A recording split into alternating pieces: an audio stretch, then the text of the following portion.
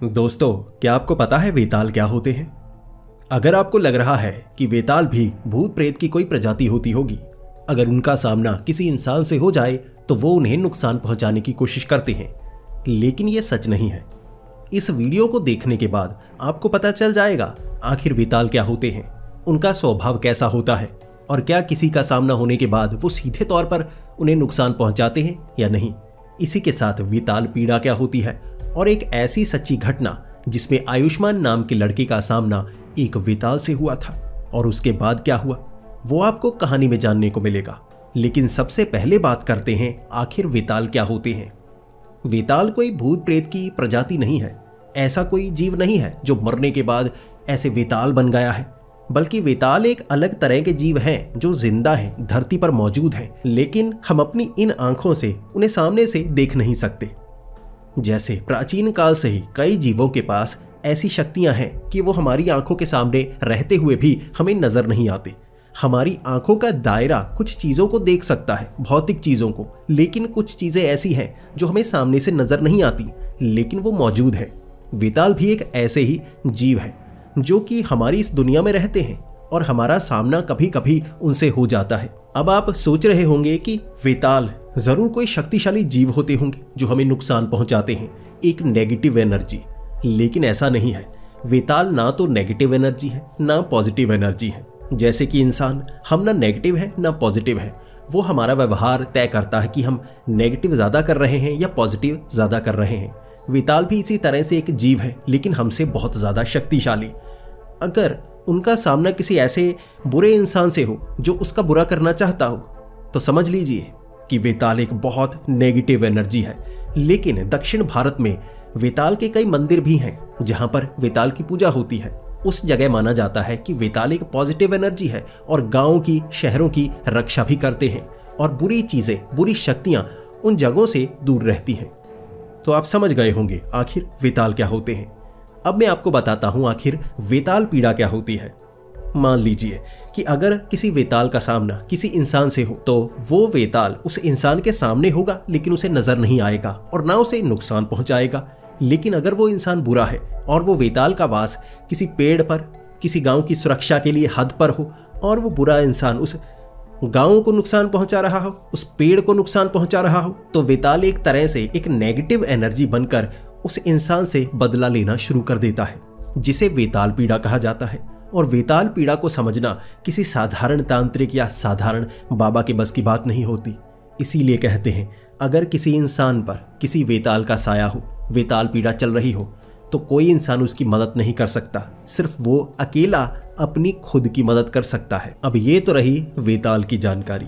अब मैं आपको एक ऐसी सच्ची घटना सुनाने वाला हूं जिससे आपको वेताल की पूरी जानकारी मिल जाएगी। आखिर वेताल कैसा व्यवहार करते हैं और किसी का सामना उनसे हो जाए तो क्या क्या हो सकता है, क्या नहीं हो सकता। तो ये बात साल 2017 की है। आयुष्मान, जो कि झारखंड के रहने वाले हैं, वहां के एक बड़े शहर में उन्होंने फैक्ट्री लगाई हुई थी और उनके इस प्रोडक्ट की डिमांड बहुत ज़्यादा बढ़ चुकी थी। उस फैक्ट्री में उतना काम नहीं हो रहा था जितनी डिमांड थी, तो उन्हें कोई और फैक्ट्री लगानी थी। अब शहर में ये जो उनकी ज़मीन थी ना, ये तो काफ़ी पहले उन्होंने खरीद रखी थी, तो सस्ते में मिल गई थी। ऊपर बिल्डिंग बनाने में ज़्यादा खर्च नहीं हुआ, लेकिन दोबारा शहर में ऐसी ज़मीन खरीदना उनके बस की बात नहीं थी और लोन वो लेना नहीं चाहते थे। जितने रुपए उनके पास थे वो लगाकर वो फैक्ट्री खड़ा करना चाहते थे। अब ये तो लग चुकी है। अगर मैं किसी आसपास के गाँव में किसी ज़मीन को खरीद लूँ जो काफ़ी सस्ते में मिले और वहाँ आना जाना भी काफ़ी ज़्यादा आसान हो, सड़क या रास्ता थोड़ा चौड़ा हो, तो मैं सड़क का निर्माण भी करवा दूंगा। वहाँ से प्रोडक्ट बनवाना भी आसान होगा। आसपास के गांव के लोगों को काम मिल जाएगा जो सस्ते में काम भी कर पाएंगे। इस तरह आयुष्मान का दिमाग चला और उन्होंने ऐसी ज़मीन को ढूंढना शुरू कर दिया। आसपास के गाँव में पूछना शुरू कर दिया। शहर से लगभग 17 किलोमीटर दूर एक गाँव में ऐसी ज़मीन थी जिसे गाँव वाले बेचना चाहते थे, वहाँ पर रहने वाले लोग बेचना चाहते थे। आयुष्मान ने वो पूरी बात कर ली और शहर में रहते हुए ही वो ज़मीन की रजिस्ट्री करवा ली। जिसके बाद अब जो आयुष्मान था उस ज़मीन को देखने के लिए आया। गांव वाले भी वहाँ पर मौजूद थे और आयुष्मान ने गांव वालों को बताया कि यहाँ पर फैक्ट्री लगने वाली है, आप सबको काम मिलेगा। अगर यहाँ किसी को काम की ज़रूरत है तो वो मेरे मैनेजर से मिल ले। नाम लिखवा दे और जब फैक्ट्री लग जाएगी आपको पहल दी जाएगी, क्योंकि आप बहुत करीब हैं। गांव से फैक्ट्री तक पहुंचना आपके लिए आसान होगा। गांव वाले खुश थे कि ये अच्छा इंसान आया है, हमें नौकरी भी दे रहा है। इसके बाद जो गांव का मुखिया था उसने आयुष्मान से बात की और कहा कि यहाँ ये जो ज़मीन है ना, यहाँ जितने पेड़ लगे हुए हैं, क्या आप इन पेड़ों की कटाई कर देंगे? आयुष्मान ने कहा कि फैक्ट्री लगानी है तो पेड़ों को काटना होगा। वैसे मैं पेड़ों को काटने के खिलाफ हूँ, लेकिन अब मैंने ज़मीन को खरीदा है तो फैक्ट्री में तभी लगा पाऊंगा जब इन पेड़ों की कटाई होगी। लेकिन ये जो लकड़ी है ना, इसे इस फैक्ट्री में इस्तेमाल किया जाएगा और मैं उन पेड़ों को नहीं काटूंगा जिनकी काटने की ज़रूरत नहीं है, उसका इस्तेमाल लगे हुए भी हो सकता है। अब मुखिया कह रहा था कि आप इन पेड़ों की कटाई मत कीजिए, ज़्यादातर पेड़ शुभ हैं गाँव के लिए, उनकी कटाई ना की जाए तो ज़्यादा अच्छा होगा। आयुष्मान ने कहा कि मैंने ज़मीन खरीदी है, पेड़ों को लगा रहने दूंगा तो फैक्ट्री लग नहीं पाएगी। मुखिया कुछ बताना चाहते थे, लेकिन आयुष्मान जो शहर में एक फैक्ट्री चलाता है, तो जो मुखिया थे और गांव वाले थे थोड़ा झिझक रहे थे कि बड़ा आदमी है, ऐसा ना हो कोई चीज़ से बुरी लग जाए और हमें ये नुकसान पहुंचाए। अगर नुकसान ना भी पहुंचाए, ऐसा ना हो कि गांव में जो लोगों को काम मिलने वाला है, खुशी की लहर यहाँ पर दौड़ पड़ी है, वो फिर से ठंडी हो जाए। तो मुखिया ने ज़्यादा कुछ नहीं कहा और इसके बाद आयुष्मान ने उस ज़मीन का इस्तेमाल करने के बारे में सोचा कि जल्दी से जल्दी पेड़ों की कटाई शुरू हो जाए, उसके बाद यहाँ सफाई करवाई जाए और फैक्ट्री जल्द से जल्द बनाई जाए। वो सोच रहा था कि अगले 3 महीने में इस ज़मीन में पेड़ों की कटाई करके फैक्ट्री वाला पूरा ढांचा तैयार हो जाएगा और जल्दी से जल्दी मशीनें यहाँ पर लाई जाएंगी। बाकी शहर में ऑफिसर्स से बात की जाएगी कि बिजली का प्रबंध हो जाए। हर चीज़ उसे 3 महीने में करनी थी ताकि प्रोडक्ट सीज़न आने से पहले पहले वो डिमांड को पूरा कर पाता। तो आयुष्मान ने कुछ लोगों को वहाँ पेड़ों की कटाई के लिए भेजा। यहाँ कुल 7 लोग थे जो पेड़ों की कटाई कर रहे, और वो लोग ऐसे पेड़ों की कटाई, ज़मीन की सफाई पहले भी किया करते थे। तो उन्होंने आयुष्मान को कहा था कि अगले 5 से 7 दिन हम लगाएंगे, दिन रात लगाएंगे, इससे पेड़ों की कटाई हो जाएगी और ज़मीन आपको पूरी तरह से साफ करके देंगे। अब जो आयुष्मान था उन्हीं लोगों के साथ गाँव में पहुँच गया। सबसे पहले वो इतनी बड़ी ज़मीन थी, उसके बिल्कुल बीच में लगा हुआ पीपल का पेड़, वहाँ पर आयुष्मान ने दिया जलाया। जैसे कि गाँव वालों ने कहा कि इसे पवित्र पीपल का पेड़ कहा जाता है।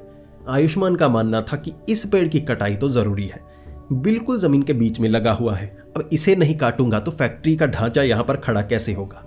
तो आयुष्मान ने वहाँ पर दिया जलाया। उसके बाद वहाँ कुछ पूजा की और कहा कि ये ज़मीन पर अब काम शुरू होना चाहिए। आयुष्मान वैसे धार्मिक था, लेकिन ऐसे भूत प्रेत ऐसी चीज़ों पर यकीन नहीं करता था। तो उसने दिया जलाया, पूजा पाठ किया और उन लोगों को कह दिया कि अब शुरुआत कर दो। दोपहर का वक्त था, तो उन लोगों ने आगे वाले कुछ पेड़ों की कटाई शुरू कर दी, झाड़ियों की सफाई शुरू कर दी। वहाँ काफ़ी झाड़ियाँ पौधे वो काट चुके थे, जिसे बाहर की तरफ रखा गया। अगले दिन आयुष्मान को खबर मिली कि वो जो काम करने वाले हैं ना, आज काम नहीं करने वाले। तो आयुष्मान जानना चाहता था कि एक दिन बाद उन्होंने छुट्टी क्यों ली है, एक ही दिन में क्या वो थक गए? अब ऐसे काम नहीं चलेगा, 6 से 7 दिन कहा है तो 6 से 7 दिन में काम करना होगा। तो आयुष्मान को दोपहर को पता लगा कि उनमें से 2 लोग बहुत ज़्यादा बीमार हैं और खून की उल्टियाँ कर रहे हैं। आयुष्मान को बुरा लगा कि ऐसा ना हो उन्हें चोट लग गई हो, जिम्मेदारी मेरी है ना। तो आयुष्मान उनसे मिलने के लिए गया और उन 2 लोगों ने जो बताया, आयुष्मान थोड़ा सा घबरा गया। वो काम नहीं करना चाहते थे। उन्होंने कहा उस जगह पर हम पेड़ों की कटाई नहीं करेंगे। कई जगह होती है जहाँ पर पेड़ पवित्र होते हैं, वहाँ हम पेड़ों की कटाई करेंगे तो हमें कुछ बुरा दिख सकता है। और वहाँ दिन के वक्त तो हमने कटाई कर ली, रात के वक्त जब पेड़ों की कटाई चल रही थी ना, आगे के कुछ पेड़ों पर हमें ऊपर बैठे हुए कुछ लोग नजर आए। अब वो लोग पेड़ों के ऊपर होते, हम जब कुछ बोलते वो गायब हो जाते। तब हमें लगा कि इन पेड़ों के ऊपर कोई ना कोई भूत है, कोई ना कोई प्रेत है। और उसके बाद रात को उन्हें डरावने सपने आए और पूरी रात उन्हें खून की उल्टियाँ आती रही। वो डॉक्टर के पास गए और डॉक्टर के पास कोई खास इलाज नहीं था, उल्टियों की दवाई दे दी। लेकिन वो जो पेड़ों की कटाई करने वाले लोग थे, उन्होंने कह दिया कि ऐसी पवित्र जगह के ऊपर हम पेड़ों की कटाई नहीं कर सकते। अब आयुष्मान के पास और कोई रास्ता नहीं था और लोगों से बात करनी थी। अब जो आयुष्मान था उसके पास लिंक काफ़ी ज़्यादा थे, तो और लोगों को बुलाया। अब ये जो लोग थे ये सफाई और कटाई का काम तो करते थे, लेकिन रात के वक्त उनके पास कुछ मशीनें भी थी जो दिन के वक्त कहीं और काम पर लगी होती और रात के वक्त वो ये काम करते। आयुष्मान ने कहा ठीक है, अगर तुम रात को करना चाहते हो तो ठीक है। अब वो डरपोक लोग थे, ये रात को काम कर सकते हैं। आयुष्मान ने कहा, रात को भूतों से डर तो नहीं लगता? उन्होंने कहा था कि भूतों से हम नहीं डरते, हम तो ऐसी ऐसी जगह पर पेड़ों की कटाई कर चुके हैं जहां आप सोच तक नहीं सकते। उसके बाद रात को काम शुरू हुआ। एक रात लगभग 1-2 बजे, अब पहली ही रात थी, 1-2 बजे तक काम हुआ, मशीनें बंद पड़ गई। उसके बाद मशीनें काम नहीं कर रही।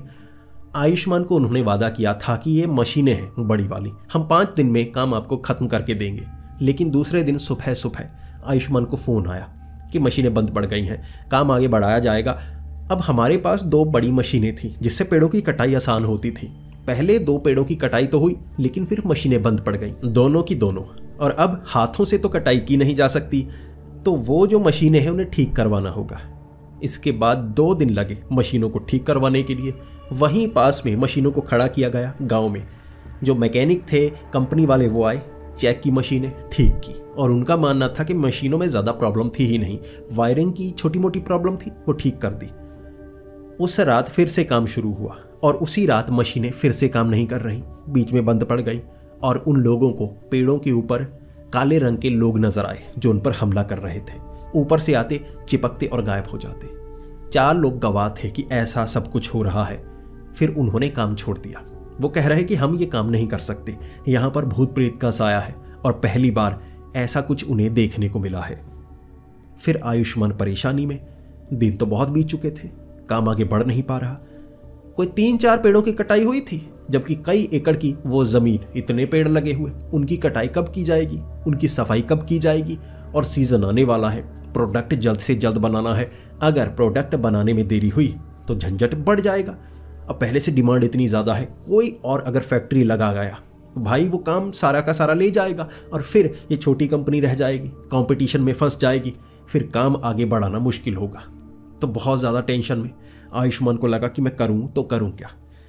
इस बार आयुष्मान सोचने लगा कि मैं जो फैक्ट्री चल रही है वहाँ तो मैनेजर है, काम चल रहा है, वहाँ जाने की मुझे ज़रूरत नहीं।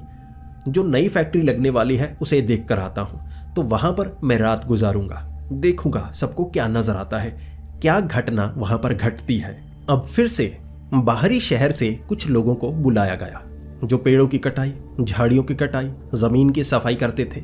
वहाँ कुल 15 लोग थे। अब काफ़ी ज़्यादा फीस देकर उन्हें यहाँ पर लाया गया था। पहली रात काम शुरू हुआ और उन्होंने कहा था कि साहब आप जा सकते हैं, हम काम ठीक से करेंगे, यहाँ ऐसा कुछ नहीं होने वाला कि जिससे आपको नुकसान हो, आपको नज़र रखने की ज़रूरत नहीं है, हम वादा करते हैं। लेकिन आयुष्मान ने पूरा सच उन्हें नहीं बताया था।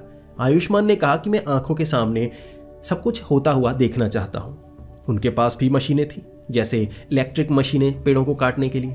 15 लोग थे, काम जल्द होने वाला था। 5 दिन उन्होंने भी कहे थे कि इतने में हम काम खत्म कर देंगे। आयुष्मान उस रात वहीं पर, पहले 2 पेड़ों की जब कटाई चल रही ना, पेड़ों को काट रहे 2 लोग बेहोश हो गए, जैसे मशीन को चला रहे गिर जाते। अब कोई दुर्घटना नहीं हुई क्योंकि वो जो बड़े बड़े आरे थे ना जिससे पेड़ों को काटा जा रहा था, अगर ऐसे कुछ खराब होते, कोई गिरता, किसी को नुकसान पहुंचता तो दुर्घटना बड़ी हो सकती थी। ऐसा कुछ नहीं हुआ, लेकिन उन्हें चक्कर आ रहे। तो जो उनका मैनेजर था वो कह रहा कि तुमसे काम नहीं होगा, ये नए लड़के हैं, ऐसा करते हैं वैसा करते हैं, 6 महीने हुए हैं, अभी ऐसा सब कुछ बहाने लगाना शुरू कर दिया। तो 2 को वहाँ से भेजा गया आराम करने के लिए, बाकी काम कर रहे। झाड़ियों की सफाई हो रही, पेड़ों की कटाई के वक्त परेशानी आती। अब एक आदमी आगे से भागता हुआ आया। उसने कहा मुझे आगे वाले 2 पेड़ों पर एक औरत लटकी हुई नजर आई। उसने गले पर फांसी का फंदा लगाया हुआ है। चीखता हुआ वो आया, पूरी भीड़ उस तरफ गई। अब उनमें से 3 लोगों ने ये देखा, सामने एक औरत फांसी का फंदा लगाया हुआ है, टांगे हिल रही हैं। जैसे ही आयुष्मान वहां पर पहुंचा उसने भी देखा। अब इतने गवाह थे कि ये सब उन्होंने देखा है। टांगे हिल रही तो उन्हें लगा किसी ने इसे फांसी लगाई है, या हो सकता है ऊपर गले में फांसी का फंदा लटकाकर इसने छलांग लगाई है आत्महत्या करने के लिए। इसे बचाना हमारा फर्ज है। कुछ लोग पेड़ पर चढ़ रहे तो ऊपर से लटकी हुई वो औरत गायब। लाइट लगाई, देखा वो औरत मौजूद नहीं, तो सब डर गए कि यहाँ पर तो कुछ गड़बड़ लगती है।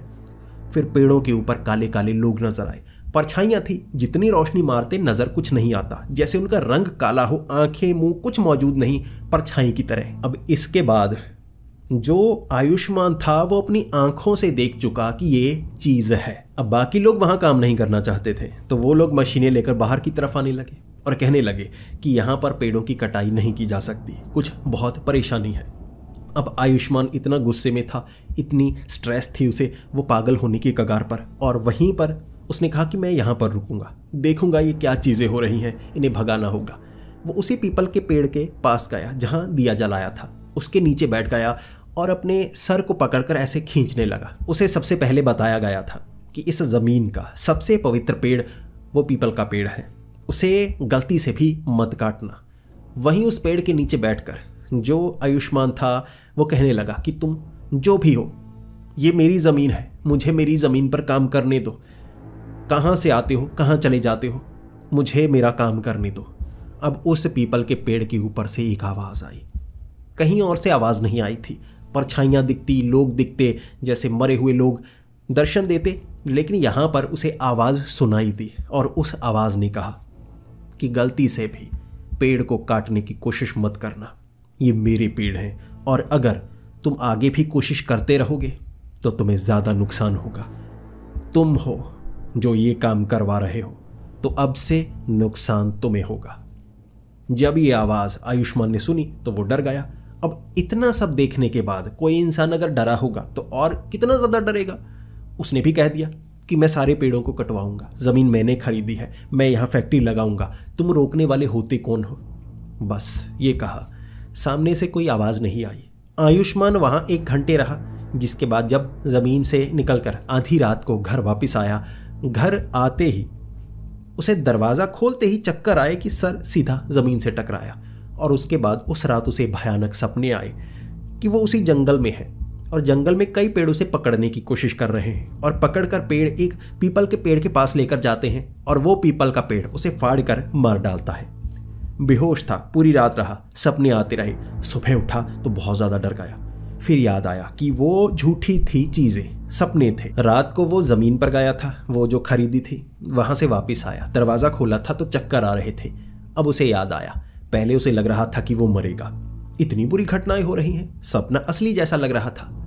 जिसके बाद उस दिन उसने कुछ लोगों से कांटेक्ट करने की कोशिश की, लेकिन उसकी सेहत बहुत ज़्यादा ख़राब थी, काम वो कर नहीं पा रहा, चक्कर आ रहे। और जो आयुष्मान की माँ थी वो कह रही कि तुम काम में मग्न ज़्यादा हो रहे हो, इतनी ज़्यादा चिंता नहीं लेनी चाहिए, तुम्हें परेशानी होगी। जो आयुष्मान था ना, उसे ऐसा एहसास होता जैसे कोई गला घोंट रहा है, खुली सांस नहीं ले पा रहा था, ऐसे खींच खींच कर सांस लेता जैसे फेफड़ों में हवा खींच ना पा रही हो। तो दोपहर को डॉक्टर के पास गया। डॉक्टर ने कहा तुम्हारा तो सब कुछ ठीक है, टेस्ट करवाए, स्कैन करवाए, कुछ भी नहीं आया। तो डॉक्टर ने नींद की दवाई दी और आराम करने के लिए कहा, लेकिन सांस लेने में उसे परेशानी हो रही थी। जिसके बाद रात को उसे फिर से अपने कमरे में आवाज़ आई, अब तुम बचने वाले नहीं, अब तुम बचने वाले नहीं, तुम उन पेड़ों को काटोगे तो तुम जिंदा नहीं रहोगे। अब उसने अपने कमरे से चीखें मारनी शुरू कर दी कि तुम कौन हो, मुझे भगाने वाले कौन होते हो। जब आयुष्मान की माँ और उसके पिता कमरे में पहुंचे, वो नींद में था, चीखें मार रहा। उन्होंने उठाया और पूछा कि क्या हुआ। आयुष्मान ने पूरी बात बताई, जिसके बाद आयुष्मान समझ नहीं पा रहा कि वो करे तो क्या करे। उसे लग रहा था कि वो इतनी बड़ी परेशानी में है, अब शायद इससे निकल नहीं पाएगा। कैसे वो उस ज़मीन पर एक फैक्ट्री लगाए। तो आयुष्मान की माँ ने कहा कि सबसे पहले तो तुम अपना दिमागी संतुलन ठीक करो, किसी बाबा से मिलो, किसी ऐसे से मिलो जो इसका समाधान कर पाए। तो सबसे पहले आयुष्मान के दिमाग में आया कि कोई तांत्रिक। अब कोई तांत्रिक होगा, तंत्र मंत्र करेगा, भूतों को भगा देगा, ये तो कोई भूत है। बेताल के बारे में उसे किसी ने नहीं बताया। तो वो उसी दिन शाम के वक्त तांत्रिक के पास पहुंचा। अब तांत्रिक भी ऐसा ही कि मैं ये कर चुका हूँ, वो कर चुका हूँ। तो तांत्रिक ने झाड़ फूक की, मोर पंख है, वो पता नहीं क्या क्या किया, जिसका कोई खास असर नहीं हुआ। उस रात को भयानक सपने फिर से आए और इस बार साधारण सपने नहीं थे। जब वो सपने में था ना, तो उसे पेड़ों ने पकड़ा था, पीपल के पेड़ के पास लेकर गए थे। अब वो पीपल का पेड़ उसे खा गया। ये सपना जो पहले भी आया दोबारा आया। जब वो सुबह उठा तो यहाँ पर काले निशान थे, जैसे किसी चीज़ से उसे बांधा गया हो। जैसे हमें बांधा जाए तो निशान लाल लाल काले काले छप जाते हैं, ऐसे बाजुओं पर निशान, पैरों पर निशान। सपने में उसे बांध कर ले जाया गया था। निशान जब वो उठा उसके बाद भी थे। तो अब आयुष्मान समझने लगा कि वो अब बड़ी परेशानी में है, कोई छोटी परेशानी नहीं है। सपने में उसके साथ कुछ होगा तो हो सकता है असल में उसके साथ कुछ हो जाए। तो वो घबराया हुआ, सोच में पड़ा हुआ, उसे लगा कि वो तांत्रिक के पास फिर से जाना चाहिए। सुबह सुबह वो तांत्रिक के पास गया। अब तांत्रिक के पास पहुंचने के बाद तांत्रिक ने कहा कि परेशानी नहीं है, तुम डर क्यों रहे हो। आयुष्मान ने सब कुछ दिखाया तो तांत्रिक डर गया। तांत्रिक का मानना था कि इस पर कोई भूत प्रेत का साया है। झाड़ फूक वो पहले कर चुका था, दोबारा वो करने का कोई फायदा नहीं था। तो तांत्रिक ने कहा कि वहां पेड़ों के पास हमें जाना होगा, देखना होगा वहां पर हमें क्या नजर आता है। रात के वक्त वो तांत्रिक आयुष्मान को लेकर वहीं उस जमीन पर गया। गांव वाले वहां आना चाहते थे लेकिन उन्हें मना किया गया। तांत्रिक एक एक करके पेड़ों को देख रहा और कह रहा, यहां पर प्रेतों का साया है, झुंड है प्रेतों का जो पूरे के पूरे इलाके में भरा पड़ा है। यहां पर एक अनुष्ठान करना होगा प्रेतों को भगाने के लिए। अब वो तांत्रिक आयुष्मान के साथ रात को वहां रुकने वाला था। पेड़ों के आसपास धागा बांधता और कहता, यह पवित्र है, इसे काटा जा सकता है। ऐसे करते करते जब वो पीपल के पेड़ के पास आया ना, तो पीपल के पेड़ के आसपास वो धागा बांधना चाहता था। 2 बार गिरा, पत्थर से सर टकराया उसका। फिर से उठा और सोच रहा कि ये क्या चीज हो रही है। कुछ उस पर हावी हो रहा और उस तांत्रिक को आवाज सुनाई दी थी कि अगर तुमने दोबारा इस पेड़ को छूने की कोशिश की तो ये तुम्हारी आखिरी कोशिश होगी। आयुष्मान ने तो नहीं सुना, लेकिन वो तांत्रिक कह रहा कि ये मुझे धमकी दे रहा है, कैसा प्रेत है। तो उसने कुछ ऐसे मंत्र वंत्र पढ़े। जमीन पर वो जो सामान था वो मारा, सामग्री। वो जो तांत्रिक था ना, 4 फुट हवा से उड़ा था, जैसे बाजुओं को किसी ने खींचा हो, टांगों को खींचा हो, ऐसे हवा में लटक गया। चीखा, रोया, माफी मांगी तो जमीन पर वापस गिरा, फिर भागा। आयुष्मान पीछे पीछे कि ये तो तांत्रिक है, अगर इसके साथ कुछ हो सकता है तो मेरे साथ पता नहीं क्या हो सकता है। फिर वो तांत्रिक वहां से बाहर की तरफ भागा और फिर उसने आयुष्मान को कहा कि भाई ये मेरे बस की बात नहीं है, ये कोई भूत प्रेत ऐसा कुछ नहीं था, ये वेताल था। और वेताल का साया जिस पर हो, जिसके ऊपर हो, उससे दूर नहीं किया जा सकता। अब तुझे कोई नहीं बचा सकता। वो ये कहकर भाग गया वहां से। अब ये बात सुनने के बाद आयुष्मान को झटका लगा था कि एक तो कोई लोग यहां काम नहीं कर पा रहे, दूसरा कोई तांत्रिक भी यहां कुछ कर नहीं सकता, और उस पर जो साया है एक वेताल का, उसे वो दूर कैसे करे। बहुत सदमे में था। उसी गांव में वो रुका था और रात को उसे सपने आ रहे भयानक। और सपने में जो होता ना, जब वो उठता उसके साथ वैसा हुआ होता, जैसे कि पेड़ों ने बाजुओं से पकड़ा था, फिर से उस पीपल के पेड़ के पास लेकर गए। अब उस पीपल के पेड़ ने खाया और खाने से पहले छाती के ऊपर कुछ जख्म के निशान डाले थे, जैसे ऐसे कोई लट सी थी। तो सुबह जब वो उठा तो छाती पर एक काला काला निशान था, जैसे एक बड़ा सा मस्सा बन गया हो, और वो रातों रात हुआ। गांव वालों को उसने दिखाया रोते हुए कि अब मैं क्या करूं। मैं अच्छा काम करना चाहता था, कुछ ऐसा मेरा बुरा स्वभाव नहीं है, मेरी सोच बुरी नहीं है। ऐसा नहीं कि मैं पेड़ों को काट कर गांव वालों को खत्म करने वाला हूं, कब्जा करने वाला हूं। ये मैं फैक्ट्री लगाना चाहता था, लेकिन ये भूतों वाली जमीन, अब मैं क्या करूं। इसे तो बेच तक नहीं पाऊंगा, सस्ते में खरीदी है, कोई इसे दोबारा खरीदना नहीं चाहेगा। कई गांव वाले थे जिनकी जमीन थी, उन्होंने मिलकर उसे बेचा था, इस्तेमाल होती नहीं थी तो बेच दिया। अब वापस वो क्यों खरीदेंगे। तो जो आयुष्मान था उसे लगा कि मेरी बड़ी जो रकम है इसमें फंस चुकी है, अब मैं क्या करूं। तांत्रिक बाबा कोई कुछ कर नहीं सकता। गांव वालों के सामने उसने हाथ जोड़े कि मुझे माफ करो, मैं काम तो क्या दूंगा, मुझे लगता है मैं खुद बच नहीं पाऊंगा। अब उस गांव का एक पुरोहित था, एक पुजारी, जो गांव में छोटा सा मंदिर था। अब वो जो पुजारी था ना, वो उस जमीन में कभी कभी महीने में 1-2 बार जाता था। पेड़ के नीचे कुछ ना कुछ डालकर आता, खाने की चीज रखी होती, दिया जलाया होता, तो वो उस पेड़ के बारे में, जमीन के बारे में सबसे ज्यादा जानता था। अब वो पुजारी ने सबसे पहले आयुष्मान को कहा कि पेड़ों की कटाई ऐसे नहीं होगी। वो भूत प्रेत नहीं है जो पेड़ों पर चढ़कर लोगों को परेशान करते हैं। असल में परेशानी वो पीपल का पेड़ है। उस पीपल के पेड़ के ऊपर सैकड़ों सालों से एक वेताल का वास है। अब तो शहर बन गए, सब कुछ हो गया। पहले हमारे गांव की आसपास सुरक्षा वो वेताल करता था, जो पीपल के पेड़ पर रहता। इसीलिए हमारे गांव में कभी कोई आक्रमण नहीं कर पाया, कोई नुकसान नहीं पहुंचा पाया।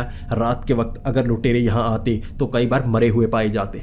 ये काम वो जो वेताल था वो किया करता था। धीरे धीरे लोग इन चीज़ों को मानना बंद कर चुके थे, तो वो जो वेताल था वो पीपल के पेड़ पर रहने लगा, सुरक्षा नहीं करता था। लेकिन उसे उस पीपल के पेड़ से अलग करना होगा। बाकी किसी पेड़ पर भूत प्रेत नहीं है। जो लोग मरते हैं, प्रेत आत्माएं हैं, वेताल के इर्द गिर्द रहते हैं। जैसे हम अगर हरियाली वाली जगह पर हों तो भूख लगती है, हम सब्जी वगैरह ऐसे उखाड़ कर खा सकते हैं। वैसे ही जो मरे हुए लोग, प्रेत आत्माएं होती हैं, उन्हें एनर्जी चाहिए, और वेताल एक अनंत एनर्जी सोर्स की तरह है कि उससे एनर्जी निकलती है जो बाकी के ऐसे पारलौकिक जीव पसंद करते हैं। तो उस वेताल का करना होगा कुछ। तुम्हारे ऊपर जो वेताल बाधा आ गई है उसे दूर करना होगा। अगर दूर नहीं की तो तुम तड़पते रहोगे, वो मारेगा नहीं, तड़पाता रहेगा। हर रात ऐसा महसूस होगा और कोई कुछ नहीं कर पाएगा। काम खास करना होगा कि तुम्हारी ज़मीन है तो उस ज़मीन पर उस वेताल को एक खास जगह दो, उस फैक्ट्री में खास जगह दो। अब वो जो पुजारी था वो आयुष्मान के साथ रात के वक्त उसी पेड़ के नीचे, और वहाँ सामान रखा, दिया जलाया, हाथ जोड़ा, और उसके बाद कहा कि ये बच्चा है, ये ज़मीन को खरीद चुका है, और यहाँ ये जो करना चाहता है वो गांव के लिए अच्छा है, कोई बुरी चीज़ नहीं है। बस ये जो पेड़ है इन्हें काटना होगा, इसे थोड़ी जगह देनी होगी, और आप यहाँ पर गांव की सुरक्षा कर सकते हैं। ये गांव फलेगा, फूलेगा, आगे बढ़ेगा, लेकिन आपको इस पेड़ से निकलकर एक और पेड़ की सुरक्षा में जाना होगा। अब इस तरह उस पुजारी ने वहाँ पर पूजा पाठ किया, और एक आवाज़ आई कि मुझे पीपल का पेड़ चाहिए, सुरक्षित पीपल का पेड़।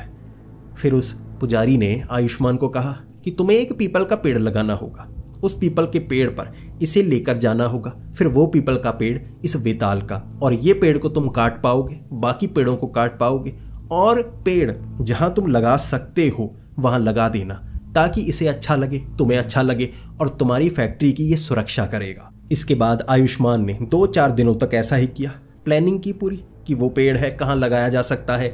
अब जो प्लानिंग करने वाला आदमी था, जैसे कि नक्शे बनाने वाला, तो उसने फैक्ट्री का नक्शा बनाया था। अब उस फैक्ट्री के नक्शे में कुछ बदलाव किए गए। फैक्ट्री के पीछे बड़ी ज़मीन को छोड़ा गया जो उसने खरीद रखी थी, तो वहाँ पर एक पीपल के पेड़ को लगाया गया, आसपास और पेड़ लगाए गए, उसे एक गार्डन बनाया गया, नीचे पूजा के लिए जैसे स्थल बनाया गया, जिससे कि वहाँ पूजा पाठ हो सकती थी और उस वेताल को खुश रखा जा सकता था जो कि सुरक्षा करता। आयुष्मान ये मान गया, वो सब किया गया। अगले 5 से 7 दिनों तक ये सब हुआ, पूजा पाठ, अनुष्ठान, पीपल का पेड़ लगाना, उस पेड़ से उस पेड़ तक उस वेताल को लेकर जाना, एक पूरी प्रथा के समान सब कुछ हुआ। जिसके बाद अब उस वेताल ने कहा कि आयुष्मान भव, तुम जो करना चाहते हो कर सकते हो। पेड़ों की कटाई, आगे का हिस्सा बनाना, सब कुछ हुआ, कोई परेशानी नहीं। पीछे जो हिस्सा था उस पीपल के पेड़ के साथ वाला, वो अच्छा बनाया गया, और इस तरह वो फैक्ट्री का निर्माण 5 महीने में हो पाया। 3 महीने सोचे थे, लेकिन फिर भी 5 महीने में हुए, तो आयुष्मान खुश। और ऐसा नहीं था कि आयुष्मान ने उस वेताल बाधा से खुद को बचाया था, बल्कि उसकी ज़िंदगी में बदलाव हो गए। अब उसके पास 7 से 8 फैक्ट्री हैं। वो फैक्ट्री इतनी अच्छी तरह से काम करती है, बाकी से सबसे अच्छी, और वहाँ कोई परेशानी नहीं। ऐसा कुछ कोई घटना चोरी की ऐसा कुछ हुआ ही नहीं। जैसे वो वेताल अब फैक्ट्री की सुरक्षा भी करता है, गांव वालों की सुरक्षा भी करता है, और वो गांव में भी काफ़ी खुशहाली आई। फैक्ट्री लगी तो लोगों को काम मिला। अब उस फैक्ट्री से कुछ भी ऐसी चीज़ नहीं निकलती थी जो पोल्यूशन करती, वहाँ कपड़ा वगैरह और चीज़ें बनती, लेकिन पोल्यूशन कम होता, तो इससे गांव वालों को फ़ायदा हुआ। अब वेताल की सुरक्षा से आयुष्मान भी आगे बढ़ा, और वो उस फैक्ट्री में जब भी आता पीपल के पेड़ के नीचे दिया जलाता, हाथ जोड़ कर जाता।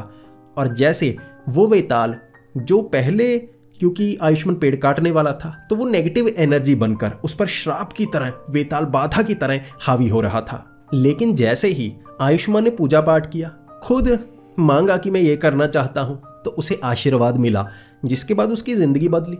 वेताल बाधा परेशान करती थी नेगेटिव एनर्जी के कारण, अब सामने से जैसे पॉजिटिव एनर्जी उस पर हावी हो रही, उसको अपने आप तरक्की मिल रही, और वो बार बार उस पीपल के पेड़ के नीचे आज भी आता है। और वो पीपल का पेड़ उस फैक्ट्री का खास हिस्सा है, जिसके आसपास किसी और इंसान को इतनी जल्दी आने नहीं दिया जाता। तो ये वेताल बाधा के कारण हुआ।